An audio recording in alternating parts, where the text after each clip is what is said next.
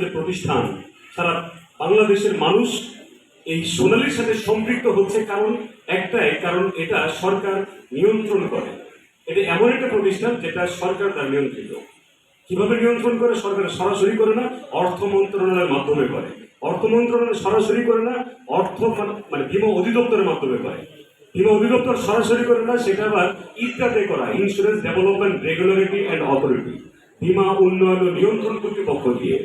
এবার ওনারা শুধু একা করে না, সাথে আবার রাখছে বাংলাদেশ ব্যাংক, সাথে রাখছে আবার এনবিআর, সাথে রাখছে অডিট, মানে 3 মাস পর পর অডিট করতে আসে।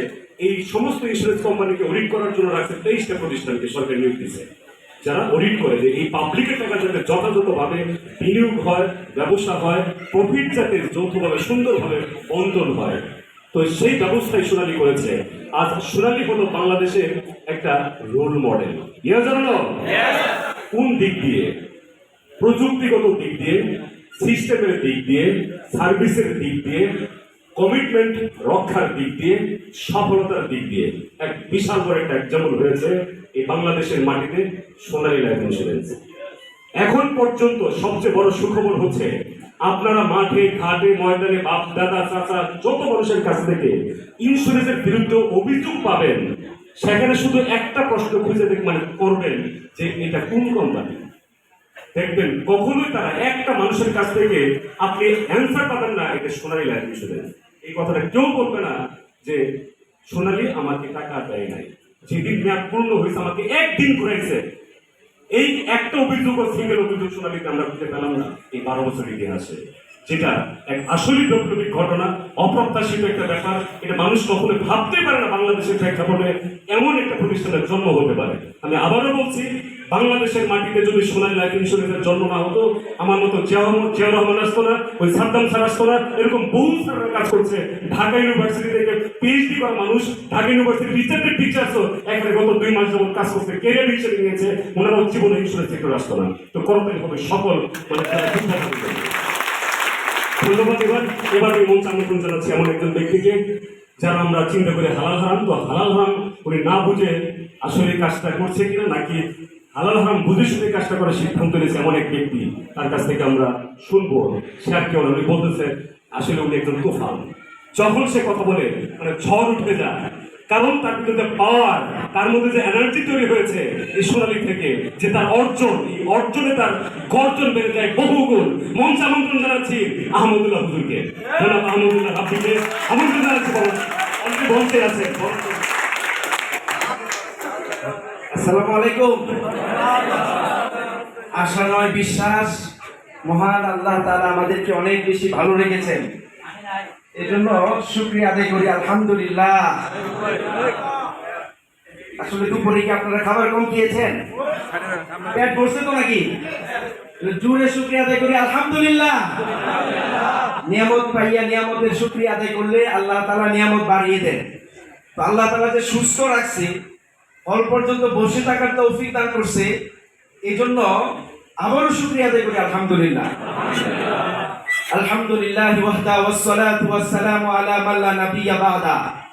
قال الله تعالى في كلامه المجيد وفي فرقانه الحميد وذكر فإن الذكرى تنفع المؤمنين وقال رسول الله صلى الله عليه وسلم أخلص دينك يكفيك العمل القليل أو كما قال النبي عليه الصلاة والسلام। সম্মানিত উপস্থিতি, বিভিন্ন দেশ থেকে, বিভিন্ন জেলা থেকে, বিভিন্ন প্রত্যন্ত অঞ্চল থেকে আগত আমার শ্রদ্ধেয় বিজনেস পার্টনার এবং অনেক নবাগত গেস্ট, যারা আমরা আজকে সোনালীকে বোঝার জন্য, সোনালীকে চেনার জন্য বিভিন্ন জায়গা থেকে আসছি, আমরা সবাই সবাইকে বলি মারহাবা, এবং সবাই সবার জন্য একটা করতালি দিই। করতালি দিলেন না জোরাতালি দিলেন? করতালি করতালি মতোই দেব, কি বলেন? জোরে একটা করতালি দিই। আসলে বিষয় হচ্ছে, আমি সোনালীতে কাজ শুরু করছি 8/5/2023। আজকের যিনি আমাদেরকে চমৎকার ট্রেনিং করিয়েছেন, যার ট্রেনিং থেকে অনেকগুলো ব্যক্তি সিদ্ধান্ত নিয়েছে, অনেকগুলো মানুষের চোখ থেকে পানি ঝরেছে জনাব শ্রদ্ধেয় রাসেল ভাই। উনি শুনানিতে আমাকে প্ল্যান দেখানোর আগে আমাকে আরো কয়েকজন ব্যক্তি প্ল্যান দেখাইছে, তবে আমি সিদ্ধান্ত নিতে পারি নাই। কেন সিদ্ধান্ত নিতে পারি নাই? কারণ এজ এ মুসলমান হিসাবে আমি যে সেক্টরে কাজ করব, ওই সেক্টরের আয়ের যে উৎস, ওই সেক্টর যে ইনভেস্ট যে প্রক্রিয়া, এটা 100% হালাল কিনা, সুদ মুক্ত কিনা, এইটা আমাদের জানা বুঝা দরকার আছে কিনা। আপনাদের জানার চেয়ে আমার জানাটা একটু বেশি দরকার, এই জন্য কারণ আমি একটা জেলা কেন্দ্রীয় মসজিদের ইমাম ছিলাম। আমি যেই মসজিদে নামাজ পড়াতাম, প্রতি কাতারে 116 জন মুসল্লি নামাজ পড়ে এক কাতারে। এর মানে মসজিদটা অনেক ছোট না? কথা বলেন, মসজিদটা অনেক ছোট না? এক কাতারে 116 জন মুসল্লি, এর মানে এট এ টাইম হাজার হাজার লোক আমার পিছনে নামাজ পড়ে। 2 নাম্বার হচ্ছে আল্লাহর অশেষ মেহেরবানি, বাংলাদেশের বিভিন্ন জেলাতে মাহফিল কমিটি বিমানের টিকিট করে আমাকে প্রধান বক্তা হিসাবে বিমানের টিকিট পাঠিয়ে দেয়। আমার জন্য শত শত হাজার হাজার মানুষ অপেক্ষা করে আলোচনা শোনার জন্য। এটা আমার কোনো কৃতিত্ব না, এটা আল্লাহর দান। যেহেতু আমার কথা অনেকগুলো মানুষে শুনে, যেহেতু আমার পিছনে অনেকগুলো ব্যক্তিরা নামাজ পড়ে, সেই জায়গা থেকে আমি যে সেক্টরের সাথে কাজ করব, ওই সেক্টরের আয়ের উৎস হালাল কিনা, 100% সুদ মুক্ত কিনা, এটা এজ এ মুসলমান হিসাবে যাচাই বাছাই করা, এনালাইসিস করা দরকার আছে না নাই? আমি আমার জায়গা থেকে সর্বোচ্চটা তাহকিক করছি। সর্বোচ্চটা তাহকিক করে আসলে কথা বললে বয়ে কিন্তু গলা শুকায় না, কথার সুরে গলা শুকায় লাগা, কথার কিন্তু একটা সুর আছে। তো আমি আমার জায়গা থেকে সম্পূর্ণটা ক্লিয়ার হওয়ার পরে যাত্রাবাড়ি বড় মাদ্রাসা আছে, যাত্রাবাড়ি বড় মাদ্রাসার একজন শাইখুল হাদিস, আপনারা যারা দ্বীনি লাইনে লেখাপড়া করছেন, অনেকে আলেম উলামা এখানে আছে, অনেক আলেম উলামা আমার টিমের এখানে আছে। আলেম, মাওলানা, মুফতি, হাফেজ, কারি হওয়া যায়। সত্যি করে বলেন, মোটামুটি দিনের বুঝজাতির আছে, শাইখুল হাদিস কি চাইলে হওয়া যায়? শাইখুল হাদিসের মিনিং বুঝতে হবে। যিনি নাকি কোরআনের পরে সবচেয়ে বড় কিতাব বুখারী শরীফ পড়ে, কথা ঠিক কিনা? আলেম উলামারা যারা আছে, কথা ঠিক কিনা বলে? বুখারী শরীফ যিনি পড়ানোর যোগ্যতা রাখে, ঢাকা ভার্সিটির প্রফেসর অধ্যাপক কিন্তু সবাই হতে পারে না, ঠিক কিনা? ওই বুখারী শরীফ পড়ায় একজন আলেম আব্দুল হান্নান সাহেব, উনাকে আমি বলছি যে আমি আমার জায়গা থেকে ক্লিয়ার হয়েছি, আমার বয়স তো কম, আপনি একদিন জিম্মাদারি নিয়ে আগে জিনিসটা দেখবেন। টোটাল বিষয়টা আলোচনা করার পরে স্যারেরা আপনি আমাকে অ্যানালাইসিস করে তাহকিক করে যদি আপনি ইজাজত দেন, তাহলে আমি শুরু করব, অন্যথায় আমি শুরু করব না। কারণ আপনি আলেম, প্রবীণ মানুষ, মুরব্বী মানুষ, এলমি ইস্তেদাদ অনেক বেশি। উনি একদিন আসে, উনাকে রাসেল স্যারই প্ল্যান দেখাইছিল, মুফতি আব্দুল হান্নান সাহেব যাত্রাবাড়ি, ঠিক কিনা? উনি প্ল্যান দেখাইছিল। প্ল্যান দেখানোর পরে উনি 3-4 দিন সময় নিছে, উনি ওনার মতো তাহকিক করছে। আপনি যখন কোনো মাসালা বা ফতোয়ার জন্য ফতোয়া বুড়ে যাবেন, মুফতি বুড়ে যাবেন, আপনার কথা শুনে লিখিত দরখাস্ত করবেন কি জন্য ফতোয়া চান, এটা কিন্তু ওনারা যাচাই বাছাই করে আপনাকে 3-4 দিন পরে ফতোয়া লিখে দিব। এটা কি জানেন? সবাই কি কথা বুঝতেছেন? তারপরে উনি আমাকে 3-4 দিন পরে ফোন দিয়ে, আমি রাসেল স্যারকে নিয়েই কিন্তু যাই মাদ্রাসায়, স্যার মনে আছে? উনি মাদ্রাসায় ছাত্রদেরকে পড়াইতেছিল, মাগরিবের নামাজ আমরা দুইজনে পড়া, ওনার সাথে বসলাম, উনি ছাত্রদেরকে পড়াচ্ছে, সবক দিতেছে। পরে ওনার কক্ষে বড় বড় শাইখুল হাদিস যারা আল্লামা, তাদের মাদ্রাসাতে আলাদা রুম থাকে, ওনার রুমে গিয়ে আমাদেরকে আপ্যায়ন করছে, চা নাস্তা খাওয়াইছে। তারপরে হুজুর বলতেছে যে আমি আমার জায়গা থেকে ক্লিয়ার হয়েছি, এখন আমি তো মুরব্বী মানুষ, কাজ করতে পারবো না, আমি শুধু একটা পলিসি নিব। উনি কিন্তু 57,000 টাকার একটা ইয়ারলি পলিসি নিয়ে কাজটা শুরু করছে। কি রে তালি দিবেন না মারহাবা করে যেটা দেন ভালো টিকে দেন না তালি দিয়ে ভালোভাবে দেন ৫৭,০০০ টাকা বাৎসরিক একটা বীমা নিয়ে আমরা 2 জনের টাকা গনিয়ে নিয়ে আসছি, গ্রুপে বুস্ট করছি। তাহলে উনি শাইখুল হাদিস, উনি মাদ্রাসার প্রবীণ আলেম, 23 বছর যাবত ঢাকা যাত্রাবাড়ির মতো এলাকাতে একটা মসজিদে 23 বছর যাবত উনি ইমামতি করে, খতিবগিরি করে। আপনি কি মনে করেন গ্রামের মসজিদে আপনি যে ইচ্ছা সে ইমামতি করতে পারে? সলিমুদ্দি আর কলিমুদ্দি নাই। ঢাকা বাংলাদেশের ক্যাপিটাল, ঢাকা হলো বাংলাদেশের রাজধানী। আপনি রাজধানীর কোনো একটা মসজিদে আপনি ইমামতি করবেন, খতিবগিরি করবেন, বয়ান করবেন, তেলাওয়াত করবেন, 19 থেকে 20 হইলে আপনার কিন্তু আসর পড়াইছেন, মাগরিব পড়ানোর সুযোগ নাই। একটু কেনা জোরে বলেন। স্যারের জন্য করো তালি নেই, স্যারের কাছে ঠিক আছে, ঠিক কিনা বলেন? যাত্রাবাড়ির মতন এলাকা, ওই যাত্রাবাড়ি মাদ্রাসায়, জি স্যার, যাত্রাবাড়ি মাদ্রাসায় উনি একটা নিজে প্রতিষ্ঠিত পরিচালক, 23 বছর ধরে ইমামতি করে, খতিবগিরি করে। উনার যোগ্যতা, এলমি যোগ্যতা কম না বেশি? রাসেল ভাই ওনার বয়স কত হবে? 60 প্লাস হবে ওনার বয়স। তাহলে কোন নবীর নবুয়াতি পায় নাই 40 বছরের আগে। কোন নবী 40 বছর বয়সের আগে নবুয়াতি পায় নাই। 40 বছরে মানুষের জ্ঞান পরিপূর্ণ হয়। ওনার বয়স যেহেতু 60 প্লাস, ওনার জ্ঞানের পরিপূর্ণতা, ওনার এলেমের পরিপূর্ণতা আসছে কিনা? কথা বলেন, আসছে কি আসছে না? ওনার জ্ঞানের পরিপূর্ণতা, এলেমের পরিপূর্ণতা অনেক বেশি। উনি কাজটা শুরু করছে, উনার বাগিনা বাতিজা সবাই আমাদের এপে, কারণ উনি তো 60 বছর। উনি কি আমাদের মতন কাউন্সিলিং, প্ল্যান দেখানো, ফলো আপ দেওয়া, দূরে দূরে দৌড়াদৌড়ি করা উনি কি পারবে? উনার বাগিনা বাতিজা সবাই আলেম, এক একজন মাদ্রাসার মুহাদ্দিস, হ্যাঁ, তারপরে হচ্ছে আপনার মুহতামিম, শাইখুল, এই বিভিন্ন মসজিদের ইমাম, তারা কিন্তু আমাদের সাথে এখন পর্যন্ত কাজটা করতেছে। তাহলে হালাল হারামের বিষয়টা মোটামুটি ক্লিয়ার কিনা? বলেন ক্লিয়ার কিনা? তারপরেও যদি কারো অস্পষ্ট থাকে হালাল হারাম নিয়ে, আলোচনা শেষে ভাই আপনি হয় বুঝে আমার দলে আসবেন, না হয় কোরআন হাদিস যদি আমার চেয়ে বেশি জানেন আপনি আমারে বুঝায় আপনার দলে নিবেন। ঠিক কিনা শুনে বলেন? হয় আপনি আমাকে বুঝায় আপনার দলে নিবেন, না হয় আমাকে বুঝায় আপনার দলে নিবেন অথবা আসবেন। কারণ আপনি যদি কোরআন হাদিস দিয়ে 4টা দলিল দেন, আমি আবার 4টা আয়াত দিয়ে কাউন্টার দেওয়ার মতো যোগ্যতা রাখি। এখন একজন আওয়াম, একজন সাধারণ মানুষকে আপনি যদি বলেন হারাম, সুদ, আন্দাগুন্দা পাইকারি দরে ফতোয়া দেন, তাহলে সাধারণ মানুষ কিন্তু বিভ্রান্তির মধ্যে পড়বে। কথা ঠিক কিনা বলেন? ভাই আমার কথা যুক্তি না অযুক্তি? সাধারণ মানুষ একটা বিভ্রান্তির মধ্যে, হতাশাগ্রস্তের মধ্যে পড়বে। পড়বে কি পড়বে না?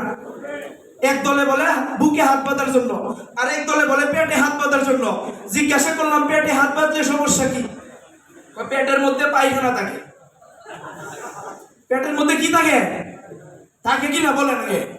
তো পেটের মধ্যে পায়খানা থাকলে যদি হাত বাঁধলে সমস্যা হয়, তাহলে ওই পেট নিয়ে মসজিদে যান কিভাবে? এটা কাইটটা বাইরে রেখে যান সম্ভব? তাহলে আন্দাগুন্দা ফতুয়া, আন্দাগুন্দা শক্তি দিয়ে কোরআন হাদিস চলে না।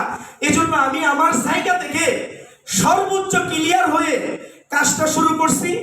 আমার টিমে বিভিন্ন মসজিদের ইমাম, বিভিন্ন মসজিদের খতিব, বিভিন্ন মাদ্রাসার মুহাদ্দিস, মুহতামিম, আলেম উলামা, হাফেজ, মুফতি, তারাও কাজটা করতেছে। আপনাদের কারো যদি কোনো বিষয়ে বুঝতে অস্পষ্টতা থাকে, সবিনয়ের সাথে বিনীতভাবে অনুরোধ করব, আমাদের সাথে বসেন, বসে আগে আমাদেরকে দেখেন আমরা কি নিয়ে বিজনেস করতেছি। আপনার যদি বুঝে না আসে, আরো 5 জন আলেম নিয়ে আপনার পক্ষে 5 জন আলেম আনেন। কারণ উনি যেই কোরআন পড়ছে আমরাও সেই কোরআন পড়ছি, উনি যেই বুখারী পড়ছে আমিও সেই বুখারী পড়ছি। ওই আলেমদেরকে আমাদের সাথে নিয়ে বসেন। আলোচনার মাধ্যমে হয় ওনারা আমাদের সাথে জয়েনিং হবে, না হয় আমাদেরকে বের করে সোনালী থেকে নিয়ে যাবে। কথা ক্লিয়ার কিনা? ভেজাল আছে? এই জন্য সকলের কাছে উদারতা আহ্বান থাকবে, হালাল ফাইনাল, আল্লাহর রহমতে সমস্যা নাই। 2 নাম্বার হচ্ছে কামাল উদ্দিন জাফরি সাহেব, নরমাল কোনো ব্যক্তি না।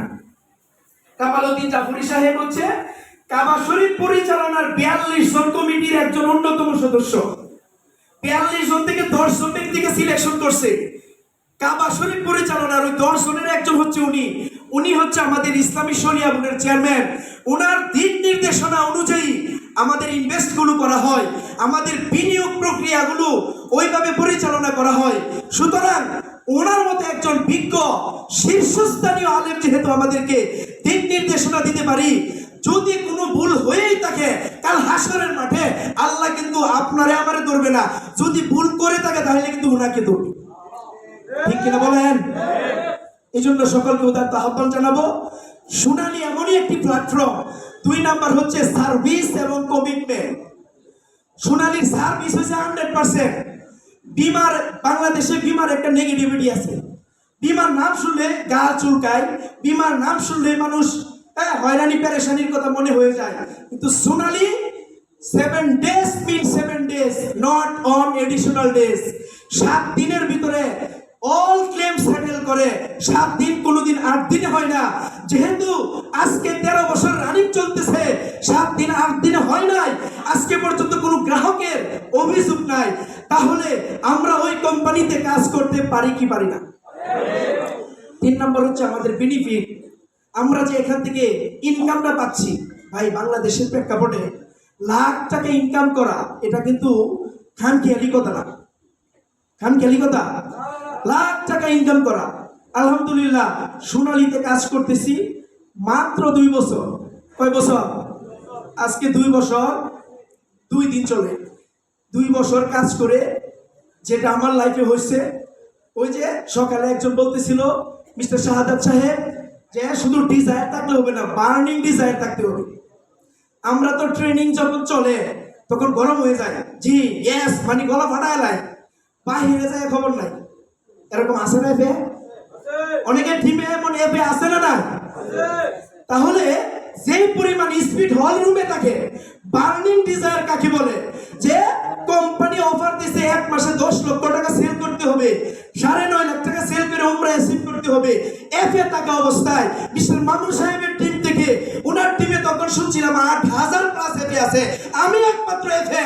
এরকম 8000 এফের মধ্যে 1 মাসে 10 লক্ষ টাকা সেল করে এফে হিসাবে কিন্তু উমরা করে আসছে। স্যার কথা ঠিক না ভাইজি? 1 মাসে 10 লাখ টাকা সেল করছি আমি হিসাবে, এটা কিন্তু সাধারণ কথা না। আর আপনি 25,000 টাকা মিলাইতে গিয়া ও আর ডবল মারা লাগে, লাইতে 12টার সময় ফোন দিয়া কো এফপিএল করে দেওয়া লাগে। কথা ঠিক কিনা কো? ফোন দিয়ে অনেকে পেরেশান বানায় না, এফপিআর করার লাগে, মামুন স্যারের মেল করার জন্য। তাহলে আপনার ভিতরে বার্নিং ডিজায়ার তো আসে নাই।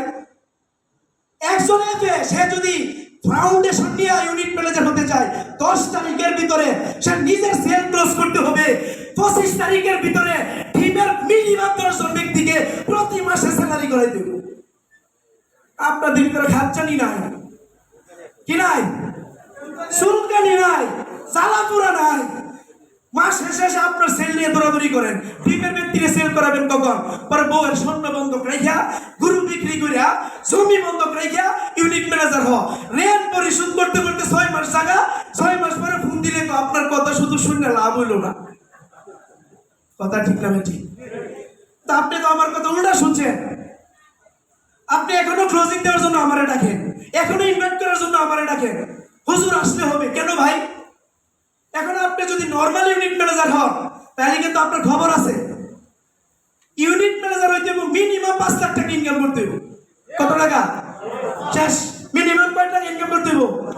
5 লাখ টাকা ইনকাম না করলে আপনার বেকায় হয়ে যাবে। 5 লাখ টাকা ইনকাম না হলে আপনার বেকাইতে হইব। বেকায়দাটা হলো, মাওনাতে গেছি, যাওয়ার পরে বসার প্লেস নাই।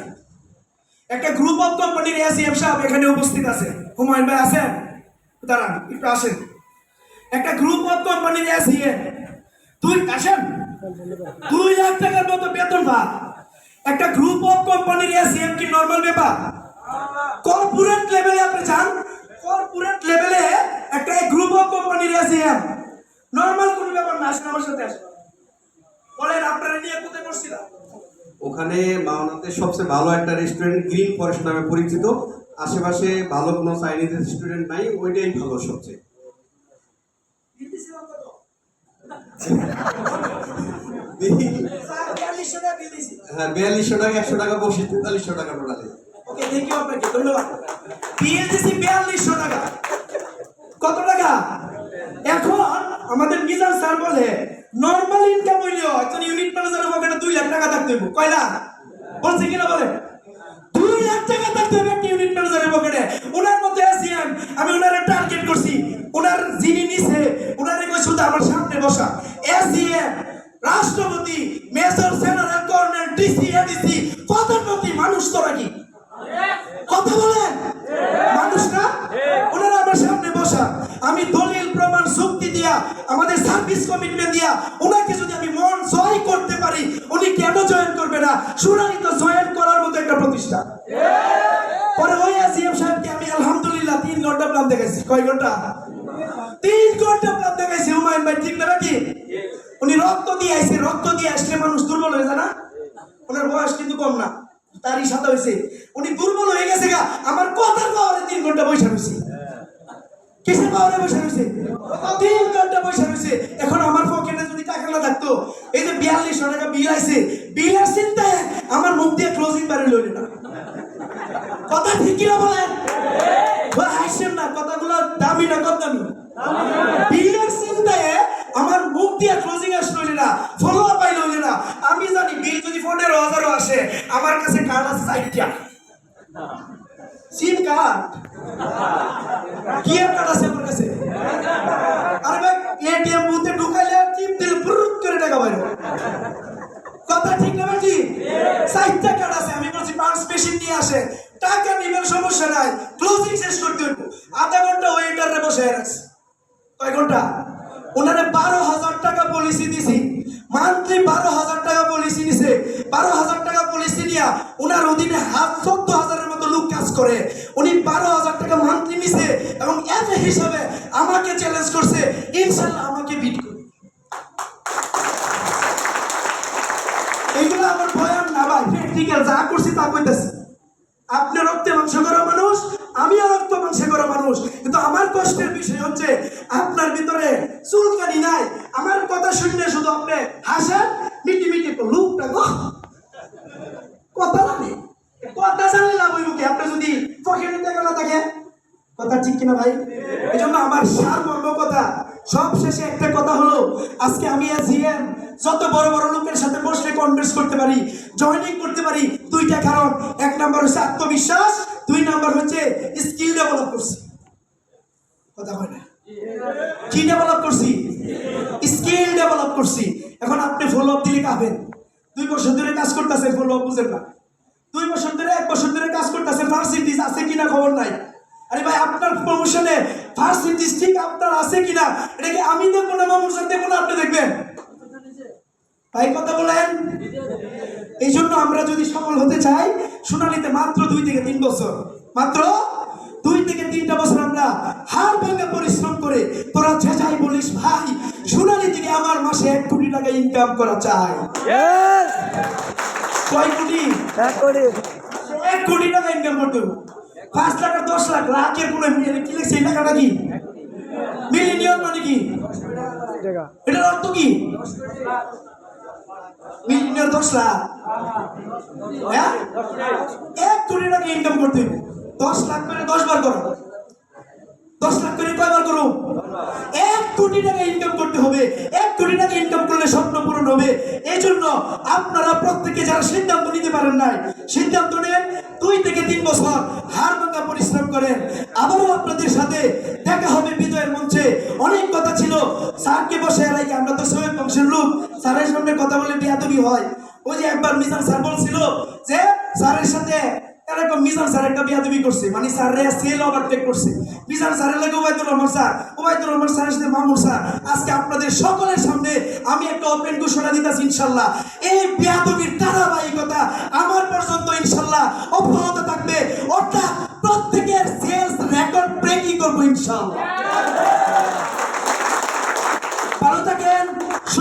থাকবেন। সকলের সুস্বাস্থ্য এবং সর্বাঙ্গীন ব্যবসায়িক মঙ্গল কামনা করে আজকের সংক্ষিপ্ত আলোচনা এখানেই শেষ করলাম। ধন্যবাদ সবাইকে। আসসালামু আলাইকুম। মারহাবা, করতালি হবে একটা। কোনো কিছুর বাকি রইল না, ছোট প্রাণ, ছোট ব্যথা, ছোট ছোট দুঃখ কথা, নিতান্তই সহজ সরল, সহস্র বিস্তৃতি রাশি, প্রত্যহ যেতেছে ভাসি, তাই দু চারটি অস্ত্র জল। নাহি বর্ণনার ছটা, নাহি ঘটনার ঘনঘটা, নাহি তত্ত্ব, নাহি উপদেশ, অন্তরে অতৃপ্ত রবে, সাঙ্গ করি মনে হবে, শেষ হয়েও হইল না শেষ। ইয়াজন্য এবার এই মুহূর্তে আমাদের মাঝে খুব সংক্ষেপে বক্তব্য নিয়ে আসছেন এইসব, এই যে যিনি ট্রেনার, যিনি কথা বললেন, গরম বক্তব্য দিলেন, এইসব মানুষকে যারা যিনি তৈরি করেছেন, একজন সফল উদ্যোক্তা, ডাইনামিক লিডার, দেখতে খাটো রাষ্ট্রপতির মতো, Tajul Islam sir. Please welcome to dance Tajul Islam sir. আসসালামু আলাইকুম। আমি অলরেডি ডায়াসেই আছি, সময় সংক্ষিপ্ত, সময় বাড়ানো যাবে না। সকলকে